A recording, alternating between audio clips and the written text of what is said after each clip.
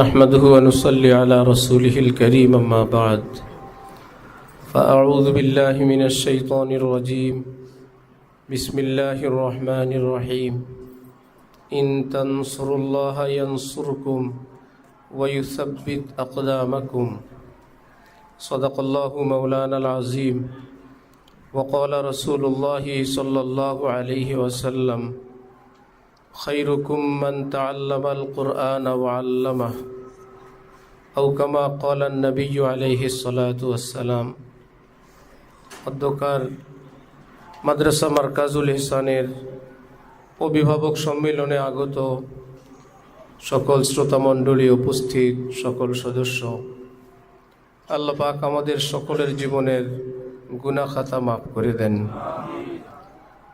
আজকের এই কোরবানি ব্যস্ততম সময়, ব্যাংক, অফিস, আদালত খোলা সত্ত্বেও আপনাদের উপস্থিতি, এটা অনেক বড় আন্তরিকতা, অনেক বড় মহব্বত। যেমনিভাবে দ্বীনের প্রতি, আমাদের মাদ্রাসার প্রতি এবং আপনার সন্তানের প্রতি সবটাই একত্রিতভাবে প্রস্ফুটিত, প্রকাশমান। আল্লাহ সকলের এই কোরবানিকে আখেরাতের নাজাতের উসিলা হিসাবে কবুল ফরমান। অতীতে কখনোই আমরা অভিভাবক সম্মেলন কিংবা কোনো প্রোগ্রামে আমাদের মা বোনদের জন্য কোনো আয়োজন রাখতে পারি নাই। এই বছর প্রথম হওয়ার কারণে অনেক অপ্রস্তুতি, অসঙ্গতি, আমাদের অনেক কমতি। সেই জন্য যারা অভিভাবকবৃন্দ আছেন, বিশেষ করে মা বোনরা, তাদের সঙ্গে আসা আমাদের পুরুষ অভিভাবকগণ, আমরা প্রতিষ্ঠানের পক্ষ থেকে আপনাদের সকল প্রকার কষ্ট এবং অব্যবস্থাপনার কারণে আমরা দুঃখ প্রকাশ করছি। সন্তান এই পৃথিবীতে নিষ্পাপ আসে, সকল সন্তান। রাসূল সাল্লাল্লাহু আলাইহি ওয়াসাল্লাম ইরশাদ করেন, কুল্লু মাউলুদিন ইউলাদু আলাল ফিতরাহ ফাআবাওয়াহু ইউহাব্বিদানিহি আও ইউনাসসিরানিহি আও ইউমাজ্জিসানি। সকল সন্তান ফিতরতের উপর, আল্লাহকে মেনে চলার উপর, ভালোবাসার উপর, ঈমান কবুল করার যোগ্যতা নিয়ে পৃথিবীতে জন্মগ্রহণ করে। কোনো কাফেরের সন্তানও পাপিষ্ট হয়ে পৃথিবীতে আসে না, তারাও নিষ্পাপ হয়েই পৃথিবীতে আসে। কোনো মুমিনের সন্তান, সেও নিষ্পাপ হিসাবেই পৃথিবীতে আসে। নবীজি ইরশাদ করেন, অতঃপর তার অভিভাবক, তার পিতামাতা তাকে নিজ নিজ ধর্ম অনুযায়ী ইহুদি, খ্রিস্টান কিংবা বিভিন্ন চিন্তার অনুসারী সেই মা বাবাই তাকে বানায়। আজকে যেহেতু আমরা অভিভাবক, আমরা একত্রিত, এই জন্য আমাদের কর্তব্য, আমার দ্বারা, আমার কর্মের দ্বারা, আমার কোনো গাফিলতির দ্বারা আমার সন্তানের গায়ে, সন্তানের জীবনে কোনো কালো দাগ, কোনো গুনাহের দাগ, গুনাহের আঁচড় না আসে, আমি আমার জায়গা থেকে প্রাণপণ আপ্রাণ চেষ্টা করে যাব ইনশাআল্লাহ।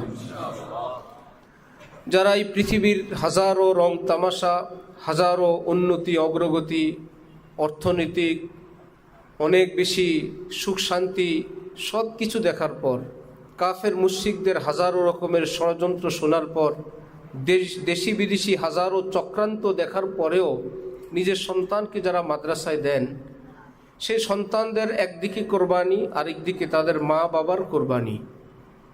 হাকিমুল উম্মত হযরত থানবী বলেন, তালেবে ইলমকে যখন আমি দেখি, মাদ্রাসার কোনো শিক্ষার্থীকে, তার চেহারা তো বিশাল বড় ব্যাপার, তার পায়ের ধুলার জিয়ারত, একজন তালেবে ইলমের, একজন মাদ্রাসা শিক্ষার্থীর পায়ের ধুলা দেখতে পারাকে আমি আশরাফ আলী আমার নাজাতের উসিলা মনে করি। যে আমি একজন তালেবে ইলমের পায়ের ধুলা দেখতে পেলাম, আমি কিয়ামতে আল্লাহকে বলবো, আল্লাহ আমার কোনো আমল নাই, তাহলে এই উসিলা আমাকে মাফ করে দেন। হাদিস শরীফে আছে, ওয়া ইন্নাল মালাইকাতা লা তাযাউ আজনিহাতাহা রিজান লিতালিবিল ইলম। এত সম্মান, এত মর্যাদা, পৃথিবীর সমস্ত মাখলুক, এমনকি গর্তের পিপিলিকা, পানির মাছেরা, উড়ন্ত পাখিরা, ফেরেশতারা, সমস্ত মাখলুকাত এই তালেবে ইলমদের জন্য দোয়া করে। ফেরেশতাদের সামনে দিয়ে যখন তালেবে ইলম হেঁটে যায়, ফেরেশতারা তাদের পর, দুই বর্ণনা, ঝুঁকায় দেয় নিচের দিকে, আরেক বর্ণনায় তাদের পায়ের নিচে কার্পেট ফরশ হিসাবে বিছায় দেয়া বলে, আপনি তালেবে ইলম, এই পৃথিবীর কোনো জমিন, কোনো কার্পেট আপনার মর্যাদা দিতে পারবে না। আমরা আল্লাহ পাকের পক্ষ থেকে নূরের ফেরেশতারা পর বিছাইলাম, আপনি এর উপর দিয়ে হেঁটে যান। তাফসিরে কবিরে আছে, একজন গুনাহগার বাবার মৃত্যুর সময় তার স্ত্রীকে ওসিয়ত করলেন যে আমার তো জীবনে কোনো আমল নেই, তোমার পেটে সন্তান যদি ছেলে হয় তুমি তাকে দিন শিখাবা। তার মৃত্যু হইল, কিছুদিন পর তার ছেলে হলো। স্ত্রী অপেক্ষায়, পড়ার বয়স হলে তাকে পড়তে দিবেন। মাদ্রাসায় দিলেন। প্রথম দিনের সবক বিসমিল্লাহির রহমানির রহিম, পরম করুণাময় অসীম দয়ালু মহান আল্লাহর নামে আরম্ভ করিলাম। আল্লাহ পাক ফেরেশতাদেরকে বললেন, শুনলাই ছোট্ট নিষ্পাপ মাসুম বাচ্চার মুখে পরম করুণাময় অসীম দয়ালু আল্লাহ, আমার নাম সে বলে কিভাবে? আমি রহমান রহিম। তার এই মুখের উচ্চারণের পিছনে ওই আযাবগ্রস্ত পিতার একটু অবদান আছে। সে ওসিয়ত করার কারণে আজকে তার শিশু মাদ্রাসায়। হে ফেরেশতারা শোনো, তার এইটুকুন অবদানের কারণে এই ছোট্ট শিশুর মুখে আজকে রহমান রহিম শোনার বরকতে কিয়ামত পর্যন্ত বাবার কবর আযাব আমি মাফ করে দিলাম। আল্লাহ পাক আমাদের সন্তানদের তেলাওয়াতকে, আমাদের জীবনকে আল্লাহর রহমতওয়ালা, আমাদের পরকালকে নূরওয়ালা এবং রহমত বরকতওয়ালা হিসাবে আল্লাহ পাক কবুল ফরমান। যে সন্তান যারা দেন, আমি মাদ্রাসায় থাকি, আমাদের শিক্ষকরা এখানে থাকেন, আমি ছোট্ট ছোট্ট তালেবে ইলম তাদেরকে আমি দেখে আমি সইতে পারি না যে ছোট্ট বাচ্চা তো অনেক কিছু সে বুঝে না, যেখানে ফেলে রাখে সেখানে এসে থাকে, কিছু বুঝে, এইটুকুন বুঝে আমার মা থেকে আমি দূরে। আমার ভাইয়া নাই, আমার বোন নাই, কারো ভাতিজা ভাগিনা ছোট ভাই বোন থাকে, ঘরের খেলাধুলা থাকে, কিছু ফ্যাসিলিটি সে বুঝে, আমার সেগুলো এখানে নাই। কিন্তু তার কোরবানিটা সে নিজেও বুঝে না, তার যে কষ্ট সেটা সেও বুঝে না। তার চেয়ে কিছু বুঝে তার মা বাবা। আমি জানতাম না, আমার বোনরা এখন আমাকে বলে, আপনি মাদ্রাসায় পড়তেন, মা তো খাবার খেত, তরকারি দিয়ে খেতেন না, চোখের পানি দিয়ে খেতেন, হঠাৎ এই খাবারের প্লেটে পানি ঢেলে দিছেন, খাবেন না। কেন খাবেন না? আমরা তো জানতাম যে ভাইয়া মাদ্রাসায় পড়ে।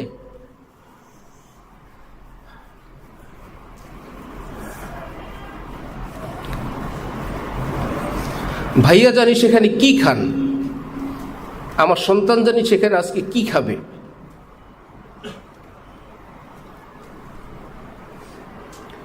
সকল মাই তো এমন, সকল বাবাই তো এমন। নিজের সেই কলিজার টুকরা সন্তানকে যারা এভাবে মাদ্রাসায় দিলেন, আল্লাহ পাক সকল অভিভাবককে বিনা হিসাবে আল্লাহ পাকের জান্নাতি বান্দা হিসাবে কবুল ফরমান। দুনিয়া আখেরাতে তাদেরকে আল্লাহ পাক অফুরন্ত রহমত দান করেন। আমার ছোট ছেলে হুমায়ত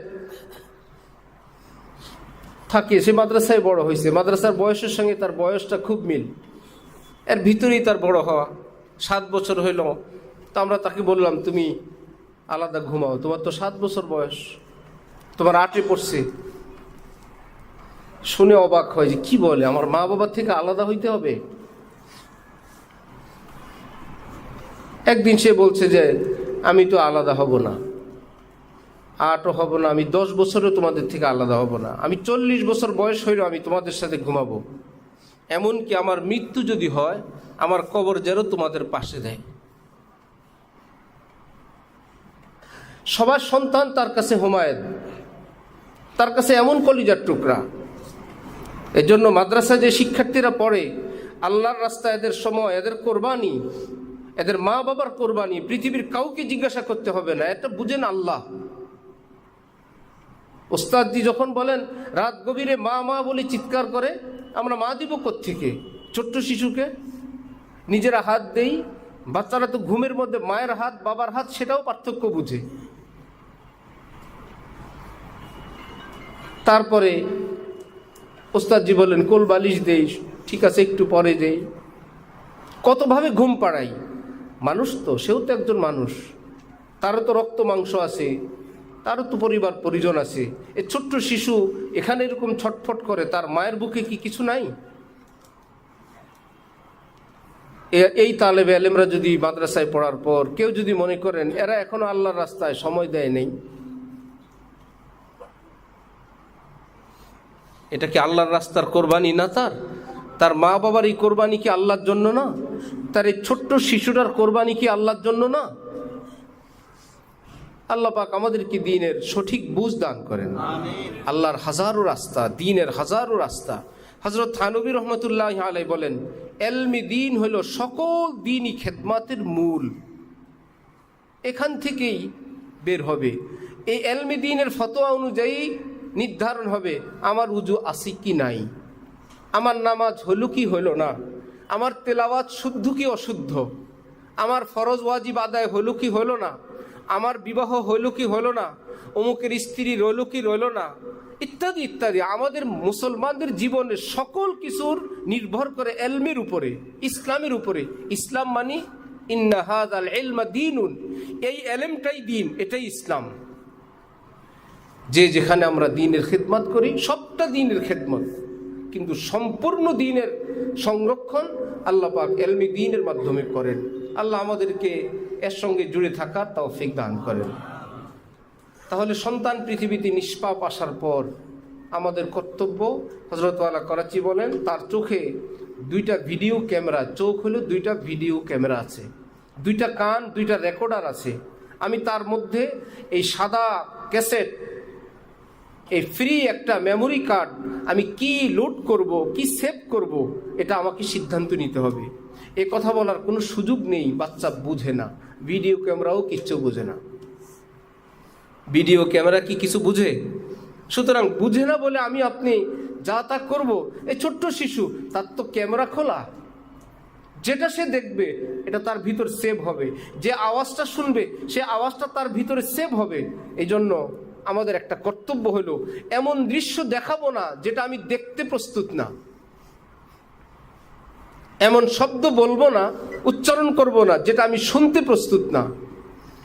আমার শায়েখের ছেলে, দ্বিতীয় ছেলে, এখন তো মুফতি সাহেব, ছোট যখন ঘরের মধ্যে কোনো কাজের মানুষের বা কারো কোনো বিপদ ঘটছে, হাত পা কেটে গেছে বা আগুন লাগছে, সকলে দৌড়ঝাঁপ করে চিকিৎসার জন্য। ওই হজরতের সাহেবজাদার বয়স তখন 7। হঠাৎ তাকে দেখা গেল একটা জায়নামাজ নিয়ে কেবলামুখী হয়ে খুব মুনাজাতের মধ্যে সে লাগছে, ভীষণ মনোযোগ সহকারে মুনাজাত।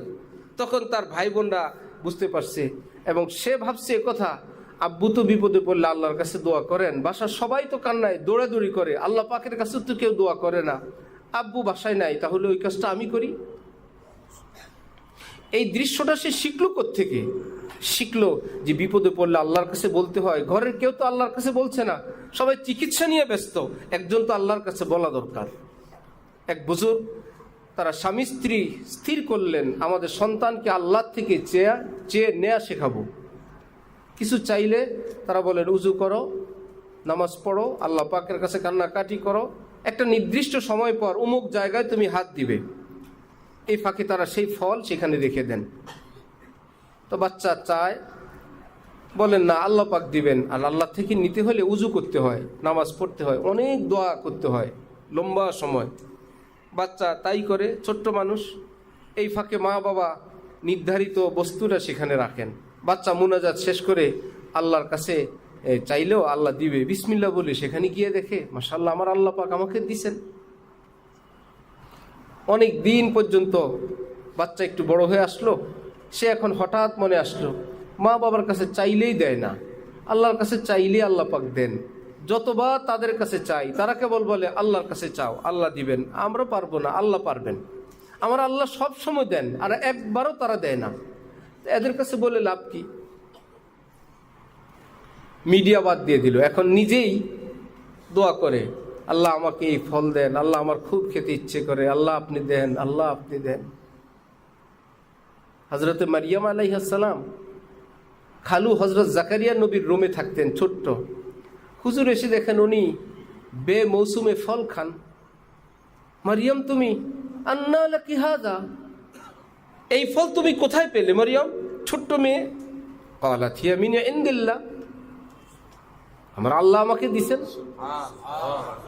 ছোট্ট মেয়ে মরিয়ম, ঈসা নবীর মা, যার নামে সূরা মারিয়াম। উনি বলেন আল্লাহ আমাকে দিছেন। নবীর মা যে হয় সে তো নবীর মাই হয়, ছোট্ট হইলেও তো সে আল্লাহ পাক তাকে নবীর মা হওয়ার যোগ্য হিসাবেই সৃষ্টি করলেন। হযরত জাকারিয়ার তখন সন্তান নাই, ভাবলেন যেই আল্লাহ বেমৌসুমে ছোট্ট একটা শিশুকে এরকম ফল দিতে পারেন, আমাদের জীবনের বেমৌসুমে তো আল্লাহ পাক সন্তানও দিতে পারেন। আমার ছেলে মেয়ে নাই, সেখানে উনি দোয়া করে বসছেন, আল্লাহ আপনি যদি বেমৌসুমে মরিয়মকে ফল দেন, তা আমাদের জীবনের বেমৌসুম বার্ধক্যকালে আল্লাহ আপনি তো সন্তানও দিতে পারেন, আমি জাকারিয়াকে আল্লাহ আপনি সন্তান দিয়ে দেন। রব্বুল আলামিন বলেন, ইন্না নুবাশশিরুকা বিগুলামিন ইসমুহু ইয়াহইয়া। জাকারিয়া দোয়া কবুল, ছেলে হবে, ছেলের নাম দিয়ে দিলাম ইয়াহইয়া। দোয়া করলেন নবী, দোয়া কবুল হইল। আল্লাহ পাক বললেন ছেলের দোয়া কবুল, ছেলের নাম হবে কি? ইয়াহইয়া। ওই ছোট্ট বাচ্চা এখন আল্লাহর কাছে দোয়া করে নির্ধারিত জায়গায় হাত দিয়ে দেখে আল্লাহ পাক দিছেন, তার কাছে কি এটা আনকমন ব্যাপার না কমন? সব সময় আল্লাহ দেন, আজকেও আল্লাহ দিছেন। শুধু এইটুকুন বেশ কম, মা বাবার কাছে চাইতাম তারা দিতেন না, তো তাদের কাছে চাওয়া না চাওয়া তো বরাবর। প্রতিদিন আল্লাহ আমাকে দেন, আজকেও দিছেন। খুব স্বাভাবিকভাবে সে খায় ঘুরে। মা জিজ্ঞাসা করলেন বাবাকে, আপনি দিলেন না? তুমি দিলা না? এবার বাবা কান্না আরম্ভ করছেন, আলহামদুলিল্লাহ আমার আর সুখের শেষ নাই। আমার বান্দা, আমার সন্তানের সেই দিন এসে গেছে যে আমার সন্তান সরাসরি আল্লাহ থেকে নিতে পারে, তাহলে আমাদের আর কোনো কষ্ট নাই, আমাদের আর কোনো টেনশন নাই। এক বুজুর্গকে সাথীরা বললেন, আপনি ছেলে মেয়েকে কিছু দেন, ধন দৌলত, ঘর বাড়ি দেন। তিনি বললেন, আমি তাদেরকে এই পৃথিবীতে চলার যা কিছু দরকার সব দিয়ে দিছি। বললেন কিছুই নাই, আপনি বললেন সব দিয়ে দিলেন, কি দিলেন? বললেন আপনারা হাদিস শরীফ পড়েন নাই? নবীজি বলছেন প্রতিদিন যে সন্ধ্যাবেলা সূরা ওয়াকিয়া তেলাওয়াত করবে, পৃথিবীতে তার যা কিছু প্রয়োজন আল্লাহ পাক ব্যবস্থা করবেন। আমি আমার সন্তানকে সূরা ওয়াকিয়া শিখিয়ে দিছি, বাকিটা আল্লাহ পাক দিবেন, আমি আর কি দিব? আল্লাহ নবী বলছেন সূরা ওয়াকিয়া পড়লে আল্লাহ দিবেন, আমি তাদেরকে ওয়াকিয়া শিখাই দিছি। এজন্য সন্তানকে কিভাবে আমরা দিনদার রাখবো, ওই দৃশ্য ঘরে রাখবো না যে দৃশ্যে আমি আমার জীবনের বাচ্চার জীবনে আমি দেখতে চাই না। ওই শব্দ ঘরে উচ্চারণ হবে না যেই শব্দ আমি বাচ্চার মুখে শুনতে চাই না। হযরত ওয়ালা করাচি বলেন, এই জন্যই তো দেখো না বাঙালিরা বাংলা জবান, আরবিরা আরবি জবান, ইংলিশরা ইংলিশ জবানের বাচ্চা ওই জবানে কথা বলে, একটু কথা ফুটলেই এমনকি যে অঞ্চলের বাচ্চা সে অঞ্চলের কথা বলে, কারণ এতদিন লোড করছে, সে এতদিন রেকর্ড করছে ওই ভাষাই, এই জন্য তার মুখে তুমি ওই উচ্চারণ ওই ভাষাই তুমি শুনতে পাবা, কারণ সে রেকর্ড করছে সেটা। আর যে বাচ্চা জন্মগতভাবে বয়রা, কানে শুনে না, সে বলতেও পারে না, কারণ জীবনে কোনো শব্দ সে শুনেই নেই, মুখস্থই হয় নাই, বলবি কি? শুধু চোখ ভালো, সে দেখছে মুখ নাড়ে আর হাত নাড়ে, এই জন্য বোবারা মুখও নাড়ে হাতও নাড়ে, কোনো শব্দ তার মেমোরিতে আসেও নাই, কোনো শব্দ সেভও হয় নাই, বলতেও পারে না। ওটার সঙ্গে আমরা মিলিয়ে নিব আমাদের সন্তানের বিষয়। মাদ্রাসায় যে বাচ্চারা পড়ে সে বাচ্চাদের বিষয় যে মাদ্রাসা তো একরকম, বাসায় যাওয়ার পর তাদের খেয়াল রাখা, এটা আমাদের বিশেষ কর্তব্য। কেউ আদর এভাবে করেন যে মাদ্রাসায় তো কষ্ট করে, এখানে একটু ফ্রি স্টাইলে থাকুক, তাহলে নামাজেরও কথা নাই, মোবাইলেরও থেকেও বারণ নাই, পর্দার বিষয়েও কিছু নাই, তাহলে মাদ্রাসা হইল তার একটা কষ্টের জীবন, ঘর হইল তার একটা সুখের জায়গা, ওই ছাত্রটার জন্য মাদ্রাসায় রাখা মুশকিল। পাশাপাশি সে বাসায় গিয়ে যে বদ্দিনীর মধ্যে পড়লো, এটার দ্বারা তার কোরআনের নূর ভিতর থেকে চলে গেল। মাস ভর মাদ্রাসায় কষ্ট সব করলো, একদিন বাসায় গিয়ে তার সব ধ্বংস হয়ে গেল। এই বিষয়ে আপনি আপনার সন্তানের কল্যাণার্থে আপনি যত্নবান হবেন। ছুটি, বিশেষ করে বিয়ে শাদীর ছুটি, কোনো প্রোগ্রামের ছুটি, আপনারা রাজসাক্ষী, সেই প্রোগ্রামগুলো কত অনিয়ন্ত্রিত হয়, কত অনিরাপদ হয়। আপনার সন্তানের কল্যাণার্থে আপনি সেই অনুষ্ঠানে নিবেন না।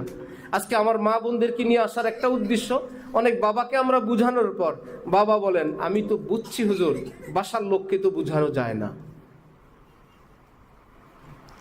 তাহলে তৈরে লাহুতি উস রিজিক সে মৌত আচ্ছি জিস রিজিক সে আতি হো পরওয়াজ মে কোতাহি।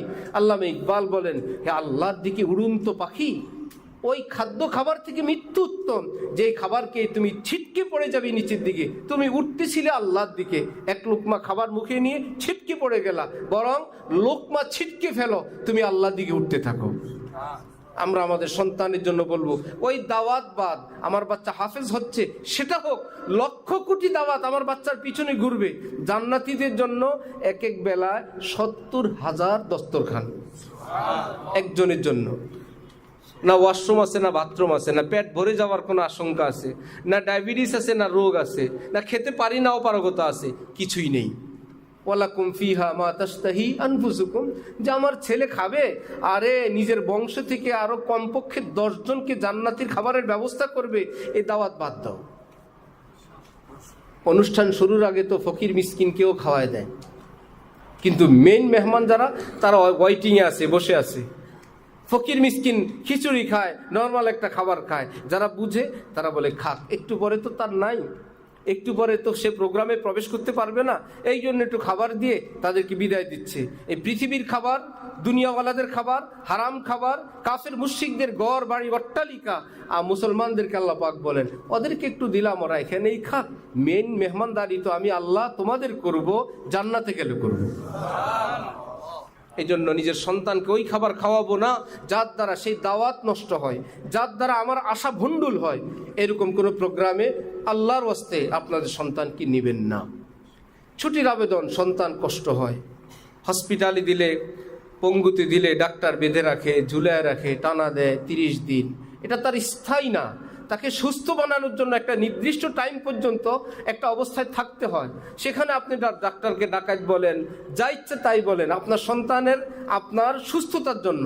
ঠিক মাদ্রাসার উস্তাদরা আমাকে আপনাকে অনেক আইন, অনেক নিয়ম কানুন করেন, আমরা সেটাকে মেনে নিব, এটা স্থায়ী না, কিছুদিনের জন্য। আল্লাহু আকবার। ঠিক হাদিস শরীফে আছে, বাচ্চা কোথায় থাকে, কোথায় ঘুমায়, কাদের সঙ্গে থাকে, এগুলোর নিগরানি মা বাবার। এমনকি 10 বছর হবার পর কোনো ছেলে মেয়েকে নিজেরা একত্রে ঘুমানো নিষেধ, এমনকি মা বাবার সঙ্গে একই সঙ্গে গায়ে গায়ে লেগে ঘুমানো, 10 বছর ওয়ালা ছেলে এবং মেয়ে, বাবার সঙ্গে মায়ের সঙ্গে, মেয়ে মা তাও নিষেধ, বাবা ছেলে তাও নিষেধ। তাহলে অন্যের সঙ্গে কিসের প্রশ্ন? শুধু 10 বছর। এই জন্য বেড়াইতে যাওয়া হোক, আত্মীয় স্বজন হোক, যেখানে হোক, এগুলো অভিভাবকদের কর্তব্য। আর সকল ফেতনার জন্য একটা ফেতনা, মোবাইল। আদর করে হাতে দিলেন, আদর করে দেওয়ার জিনিস না, এটা ভয়ঙ্কর বিষধর সাপের চেয়েও আরো ক্ষতিকর। অনেক ভাইয়েরা, অনেকে মাদ্রাসায় পড়েন নাই, টাকা পয়সা আল্লাহ পাক দিলেন, মনে করেন যে বাচ্চা কান্নাকাটি করে, এই কান্না থামানোর জন্য এটা দিলাম, এবং সে বলছে মোবাইল না দিলে পড়বে না, সে পড়ুক, আমি এটা চাই, এই জন্য দিলাম। সহজ মনে কথা একটা বলে বসেন যে বাচ্চা বলছে মোবাইল না দিলে পড়বে না, আপনি কি মনে করেন মোবাইল দিলে পড়বে? যেই বাচ্চা আজকে এই কথা বলতে পারে মোবাইল না দিলে পড়বো না, তার হাতে মোবাইল দেওয়ার পর সে কি পড়ালেখায় আরো মনোযোগী হবে না নষ্ট হবে? যার মুখে এইটুকুন পর্যন্ত আসছে মোবাইল না দিলে পড়বো না, তাকে তো আরো ব্রেক দেওয়া দরকার। আচ্ছা, এই কথাও তুমি শিখে গেছ? এক নামি দামি স্কুল থেকে এক অভিভাবক মাদ্রাসায় নিয়ে আসছেন ছেলে, কি বাসায় এসে একটা শব্দ বলছে, বড় ভাইরা এটা বলছেন, হাই স্কুলের ছাত্র। ওই অভিভাবক বলে, বড় ভাই কি জিনিস, আমরা তো কলেজ ভার্সিটিতে পড়ছি, আমার ছেলে হাই স্কুলে বড় ভাই চিনে গেছে, আমার ছেলে আর ওখানে পড়াইতে হবে না, বড় ভাই চিনে গেছে। এত জলদি বড় ভাই শব্দ মুখে আসছে, তাহলে তাকে সেখানে রাখা যাবে না। যে বাচ্চা মোবাইল দিলে না দিলে পড়বে না, দিলে মোটেও পড়বে না, না দিলে যদি আরো 6 মাস পড়ে ভালো, দেওয়ার পর 3 মাসও টিকবে না, বলবেন তুমি মরো বাঁচো, পড়বা না, অসম্ভব, এই জিনিস হবে না। এই কঠোরতা, এটা তার আদর, এটা তার মমতা। শেখুল হাদিস জাকারিয়া সাহেব রহমতুল্লাহি আলাইহি, ফাজাইলে আমাল কিতাবের লেখক, পৃথিবী বিখ্যাত মুহাদ্দিস, উনি বলেন আব্বা ছিলেন আমার উপর এত কঠোর, নামাজে যদি কোনো ছাত্রের সঙ্গে 2 বেলা একত্রে দাঁড়াই, নামাজের পর মাইর। বন্ধুত্ব করেন, নামাজে দুস্তি করেন না। আব্বা আমি না, আমি দাঁড়ানোর পর ওই ছেলে আসছে, ঠিক আছে সাবধান থাকবেন। ভালো একটা জামা পরবো, ওহো এখনই পোষপাস শুরু করছেন। আব্বা গেলেন একদিন বাহিরে, ফ্যামিলির লোকেরা সবাই এত সুন্দর জাকারিয়াকে একটা জীবনে ভালো জামা পরাইতে পারি নাই তার বাবার কারণে। আজকে তো তার বাবা বাইরে গেছে, একটা ভালো সুন্দর জামা পরাই।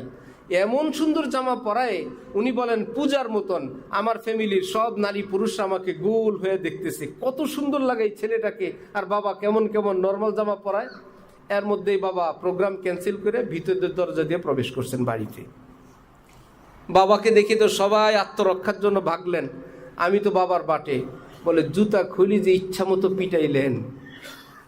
সবাই পরাইলো জামা আমাকে, জুতা পিটান খাইলাম আমাকে। তখন তো তিতা লাগতো, একটু ভালো জামা পরতে দেয় না, একটু বন্ধুত্ব করতে দেয় না, একটু আড্ডা মারবো দেয় না, কেমন কেমন লাগতো। তিনি নিজে নিজের জীবনীতে লিখছেন, আব বিতি, বাংলা ভাষায় হয়েছে, উর্দুতে লেখা। তিনি বলেন, আজকে আমি বুঝি আমার আব্বার সেই কঠোরতা আমি জাকারিয়াকে শাইখুল হাদিস জাকারিয়া বানায় দিয়েছেন।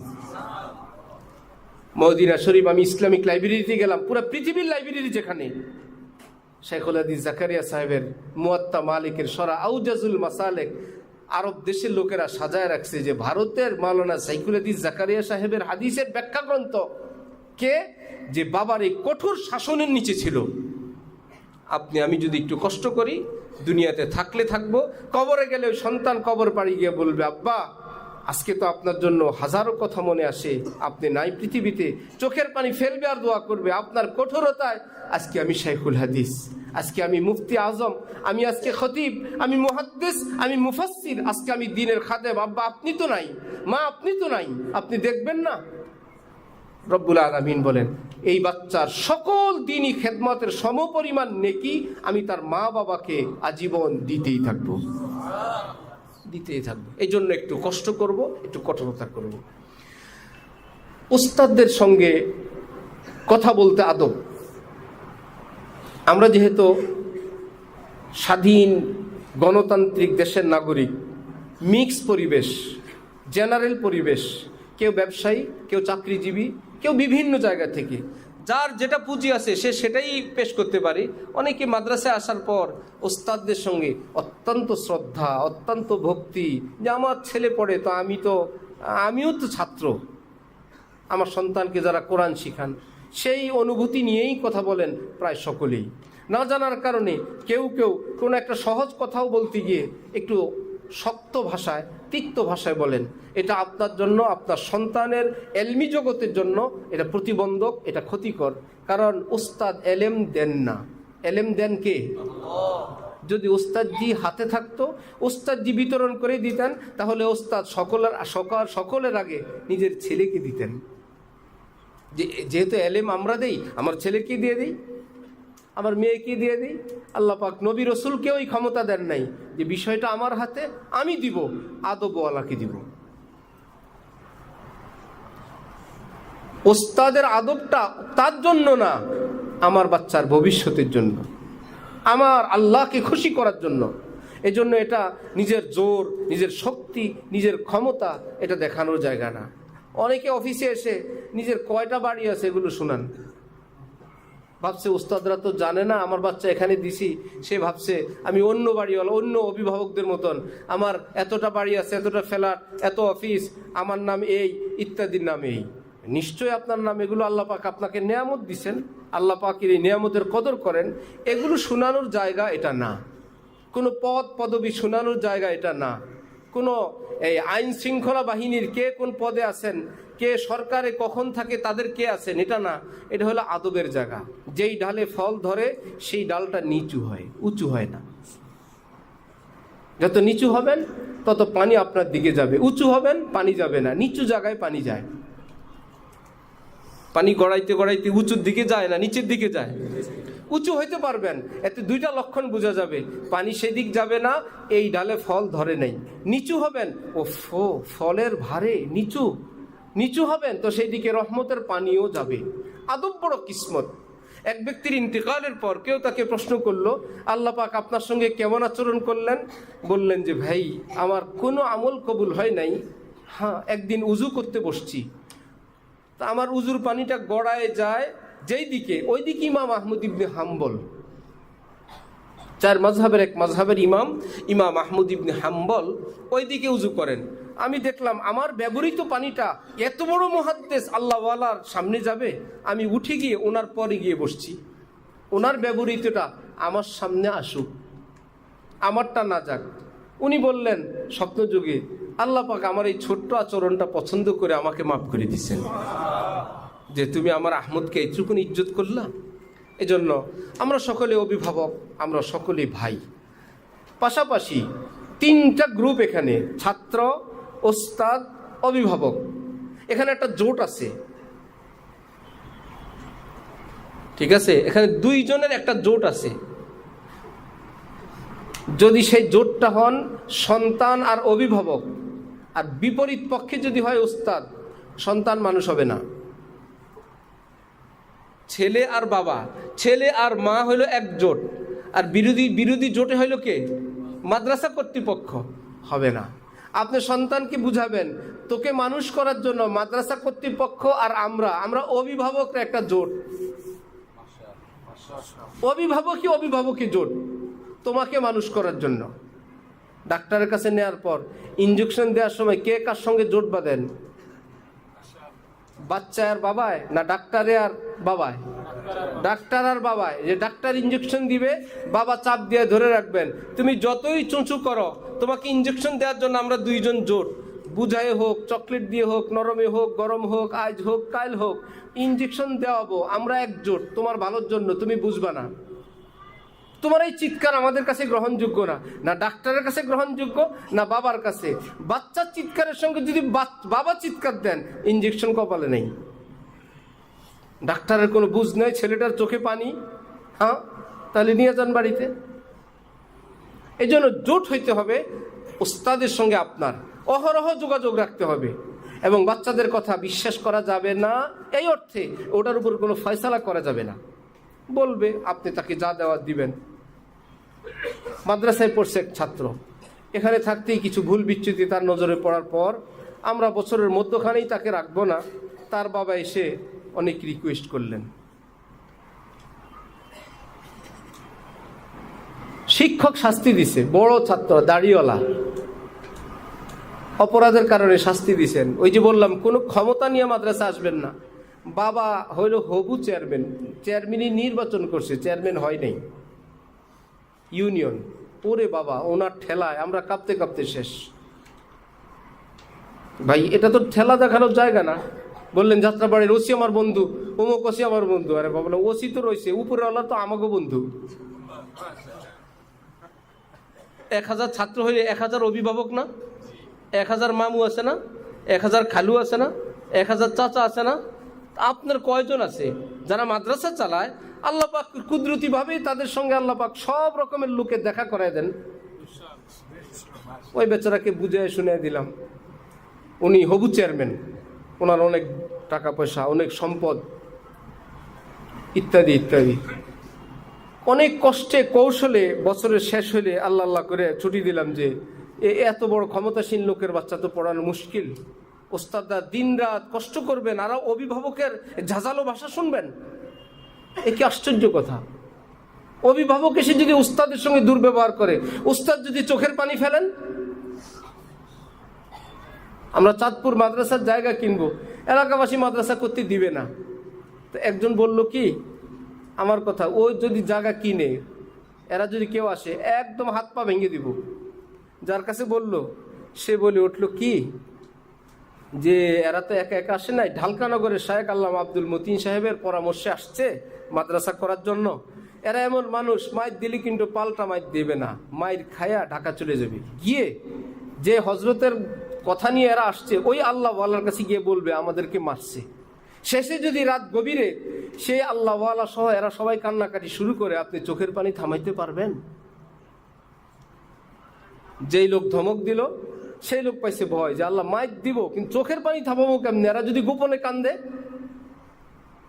আপনার আমার একটু দাপট আছে বলে কথা বলে চলে গেলাম, নীরবে যদি ওস্তাদজি কান্না করে যে মাদ্রাসার শিক্ষক হবার কারণে আজকে এখানে যতটুকু পড়াশোনা করলাম, আমি যদি দুনিয়ার লাইনে হইতাম, আমি একজন বিসিএস ক্যাডার হইতাম, আমার প্রথম নিয়োগ হইতো এএসপি দিয়ে, সহকারী সচিব দিয়ে, আজকে আমার কথায় উঠতো বসতো। এত কষ্ট করে রাত দিন পড়ে 20 বছর পড়ার পর মাদ্রাসায় খেদমতে আসলাম, একজন অভিভাবকের এইরকম অসুন্দর অভদ্র ঝাঁঝালো ভাষা শোনার জন্য তিনি যদি চোখের পানি ফেলেন, এটা কি চোখের পানি না আগুন বলেন তো? ওই বাবার ছেলে ভর্তি, বিদায় দিয়ে দিলাম।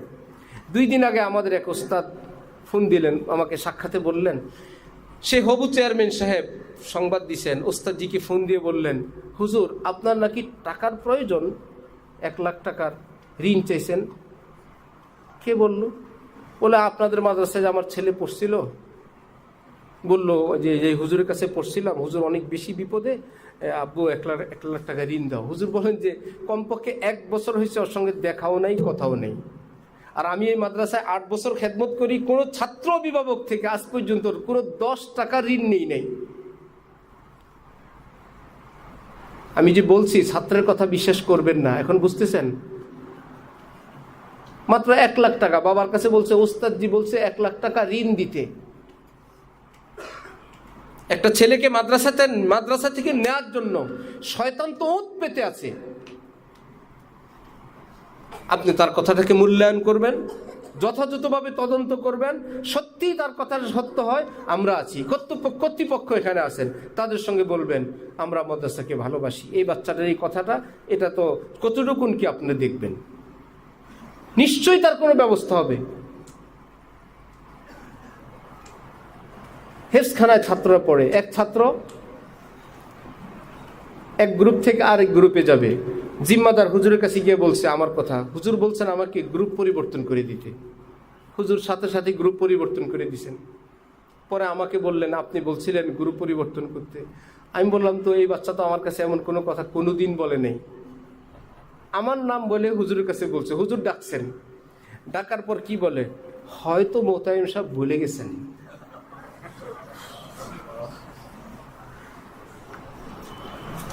বাচ্চারা কি আমাদের মতন না লেটেস্ট? ছোট্ট বাচ্চা। অনেক অভিভাবক আমার বাবা, আমার বাচ্চা, কিছু মেয়ের মা আছে এরকম, আমার মেয়ে, এগুলো জামাইয়ের বাড়িতে শান্তি পায় না। যে মেয়ের মারা কেবল আমার মেয়ে বলে, বাচ্চা হয়েছে মাত্র 3 মাস পেটে, আমার মেয়ের হসপিটাল নিতে হবে, আমার মেয়ের কোনো অসুবিধা হলে সব কটারে জেলে নিব। আরে বাবা, দোয়াই না করবা? এখনো আপনারা ডাক্তারের কাছে নেন নাই, এখনো দেখান নাই, এখনো সিজার কোন হসপিটালে করবেন এখনো ঠিক করেন নাই, আপনারা মানুষ না ডাকাই? এই মেয়ে শান্তি পাবে ওখানে? এই জন্য আমার ছেলে করবেন না। আপনি আমি এক, আমরা অভিভাবক, কেউ এখানে দুশ্মন না। আপনার বাচ্চাকে মানুষ করার জন্য ওস্তাদদেরকে একদিন মাদ্রাসায় এসে থেকে যাবেন, একটা দিন, যে তখন ভাববেন আপনার অফিস, আপনার হাজারো ব্যস্ততা, আর আলেম ওলামারা রাত 3:30টায় উঠেন। এরা উঠার পর কি বাচ্চাগুলো নিজে উঠে? একবারে ডাকে উঠে? এই বেচারার কি চোখে ঘুম নাই? রাত 3:30টা কি ওনার বাজে না? ওনারও তো বাজে। কতবার আবার মাদ্রাসার থেকে আইন মারতে পারবেন না, তারপরেও আইন লঙ্ঘন করে শাস্তি সুস্তি দিয়ে দেয়, আমরা খোঁজখবর পাই, আবার আমরা ডাকি, দিবেন না, আবার থামাই। কিন্তু পরিস্থিতি হইল যেই ঘরে 5টা 7টা বাচ্চা সবগুলো এলোমেলো করে, ওই ভদ্র বাবাও 2-4টা থাপ্পড় লাগান, ওই মাও দেন, সেখানে এনে শত বাচ্চা, এখানে আমি আপনি আইন করে দিব 3:30টায় ঘুম থেকে উঠান, অজুতে পাঠান, অজুর থেকে নিয়ে এসে পড়তে বসান, ফজরের আগে হেফজখানার সবক শোনা শেষ, সব ছাত্রের সবক শোনা শেষ, রাত 10টা পর্যন্ত, রাত 3:30টা থেকে। এরপরে আবার ঘুমাইলো কিনা, শুয়ে কথা বলি কিনা। যে শিক্ষকরা আমাদের বাচ্চাগুলোরই পাহারাদারি করে, জীবন কোরবান করে, তাদের সঙ্গে সেই শ্রদ্ধা, সেই ভক্তি, সেই মোহাব্বত শুধু চোখে না।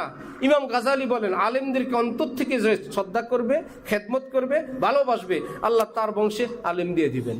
যে অশ্রদ্ধা করবে, অভক্তি করবে, পিছনে কিছু বলবে, দুনিয়ার একটা পুরস্কার আছে তার বংশে আলেম হবে না।